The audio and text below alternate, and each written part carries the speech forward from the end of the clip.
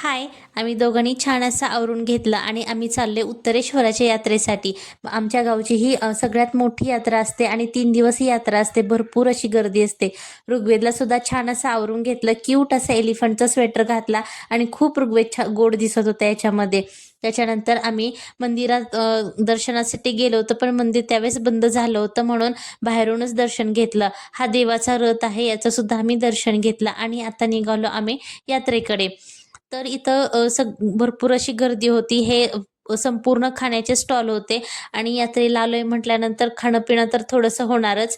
तर आम्ही मंचुरियन खाल्लं, पावभाजी आणि डोसासुद्धा खाल्ला आणि पेटपूजा झाल्यानंतर आम्ही निघालो इकडं यात्रा फिरण्यासाठी. यात्रेत हे छान लहान बाळांसाठी छान खेळणी होती आणि ऋग्वेदला ह्या ट्रेनमध्ये बसवलं. छान तो ट्रेन एन्जॉय करत होता. पाठीमागच्या वेळेस त्याला एवढं समजत नव्हतं, पण यावेळेस तो छान एन्जॉय करत होता. बऱ्याच गोष्टींचे स्टॉल लागले होते. छान-छान गोष्टी विकण्यासाठी होत्या. थोडीशी शॉपिंग केली आणि घरी येताना असा बदाम शेक पिलं.